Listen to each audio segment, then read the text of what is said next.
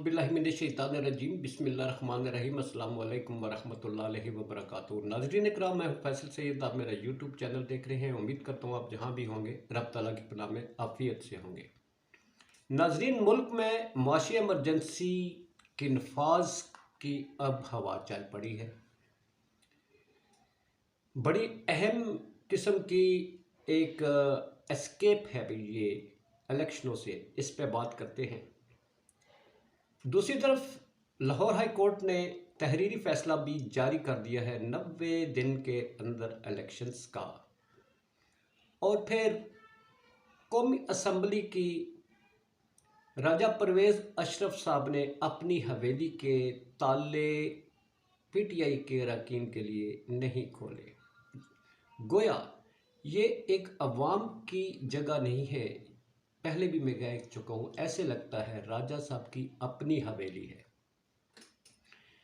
बात करते हैं जी, मगर इससे पहले बड़ा अफसोसनाक वाक़या ननकाना साहब में एक हजूम ने एक शख्स को कत्ल कर दिया।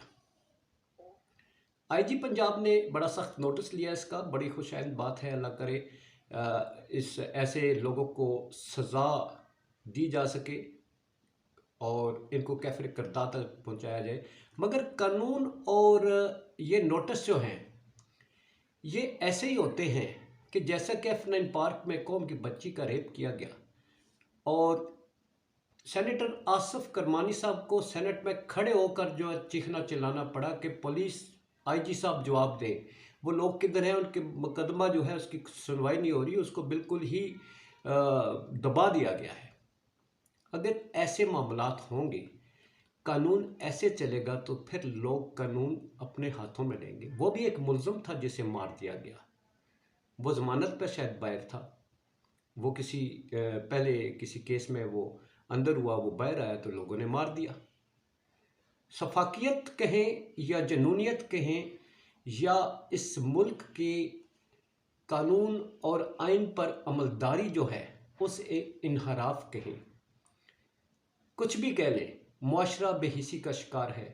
कानून जो है वो सिर्फ प्रोटोकॉल्स पे लगा हुआ है, मुखालफिन की पकड़ दक्कड़ पे लगा हुआ है। कराची से पिंडी आ जाते हैं शेख रशीद को गिरफ्तार करने के लिए, मरी से पिंडी पहुंच जाते हैं, मगर जो मुजरमान है, जो मुल्ज़मान हैं, उनको नहीं पकड़ा जाता। इतनी सी बात, सवालिया निशान।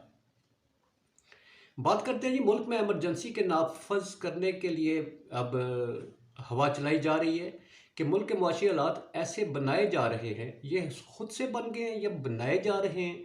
एक तरफ इलेक्शन करवाने का जोर आता है तो दूसरी तरफ साथ ही मुआशी इमरजेंसी की जो हैं वो खबरें वो उड़ा दी जाती हैं। ये अभी से नहीं है, ये उस वक्त से जब मुल्क के ज़र मुबादला के ज़खायर कम होकर 7 अरब डॉलर रह गए थे। उस वक्त भी मुआशी इमरजेंसी का उसकी नाफज करने की बातें की जा रही थी।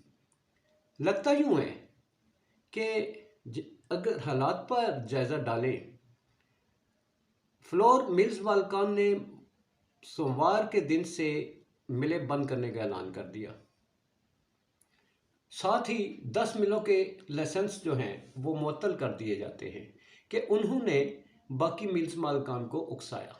मतलब ये कि जो ख़राबी की जड़ है वो दूर नहीं करनी, जो ख़राबी की निशानदेही करने वाले हैं उनको जो है इबरत का निशान बनाना है। पेट्रोल जो है वो मुल्क के पंजाब के आधे से ज़्यादा हिस्से में कहा जा रहा है कि नहीं मिल रहा। इसकी निशानदेही सेनेटर आसिफ करमानी साहब सेनेट में कर चुके हैं। उसका तदारुक नहीं किया जाता, उसका तदारुक नहीं किया जाता।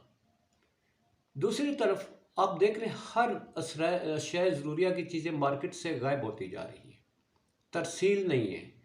पेट्रोल जो है इस वक्त पेट्रोल डीलर जो है वो अलग नाराज़ नज़र आते हैं। हर चीज़ को आवाम की पहुंच से दूर करके एमरजेंसी की बातें की जा रही हैं। लगता यूँ है हालात हैं नहीं, बनाए जा रहे हैं ताकि इतने ज़र मुबादला के ज़खायर देख लें, 2 पॉइंट समथिंग रह गए, चीज़ें गायब, आटा सबसे बड़ी ज़रूरी चीज़ है वो गायब होना शुरू हो गया है और दुकानदारों ने गायब ही कर दिया है। अभी मैं देख रहा था, खबर आ रही थी कि दुकानदारों ने आटा गायब कर दिया। ये ऐसी सूरत पैदा की जा रही है। देखें ना, ये मैनेज करना गवर्नमेंट का काम है।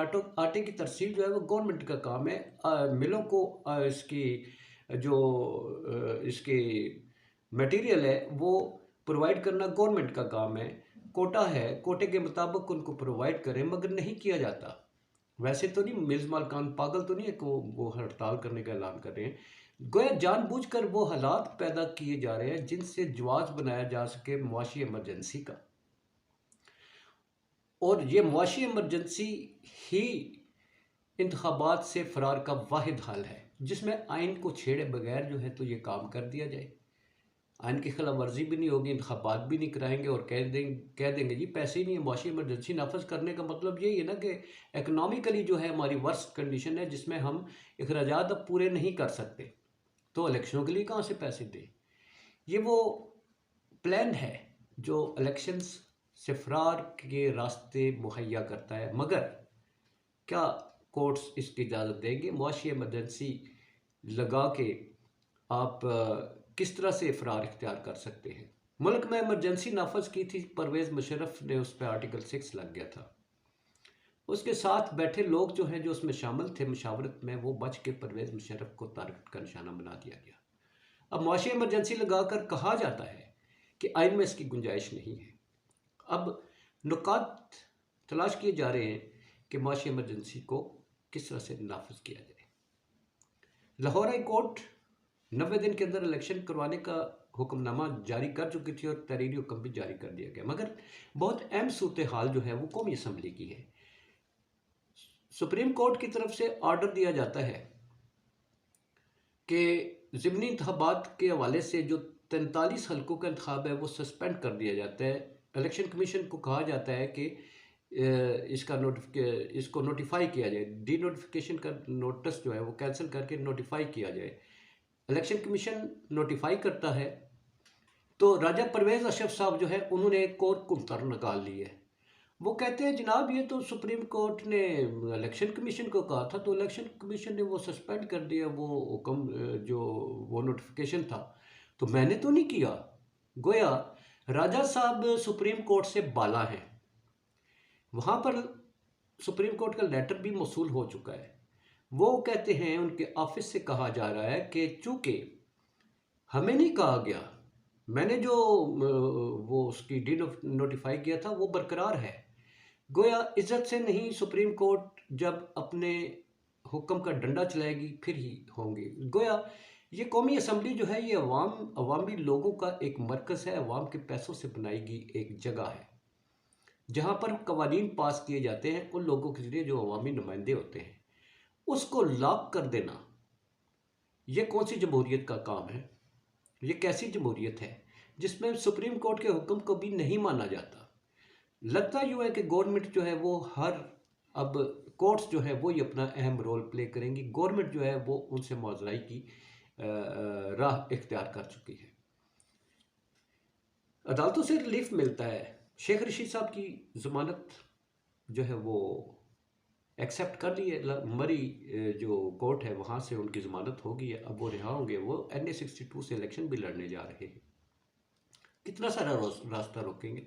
शुक्र है कानून मौजूद है, वरना यहाँ पर तो अंधेर नगरी चौपट राज, यहाँ पर तो अपनी मनमानी करने की कानून होते हुए भी जोर चलाया जा रहा है। आने वाले दिन बड़े अहम हैं, बड़े अहम फैसले होने जा रहे हैं। इमरान खान साहब ने जनरल बाजवा के हवाले से जो सवाल उठाया है कि जनरल बाजवा साहब ने एतराफ़ किया है उनकी हुकूमत गिराने का। बड़ी ख़तरनाक चाल बाजवा साहब ने चली। अगर ऐसा किया तो फिर नवाज शरीफ की हुकूमत गिराने में भी उनका अहम किरदार था, चलती हुई हुकूमत को गिराया गया। फिर इमरान खान की भी चलती हुई हुकूमत को गिराया गया।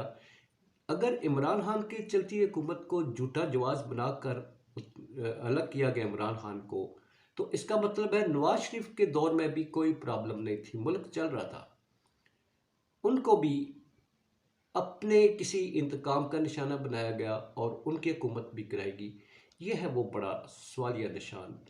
अब इस पे हम ज़्यादा बहस नहीं करते, इसलिए कि गवर्नमेंट जो है वो इसका एक्शन ले। आर्मी इसका एक्शन ले, क्योंकि आर्मी से अभी रिसेंटली रिटायर्ड हुए हैं।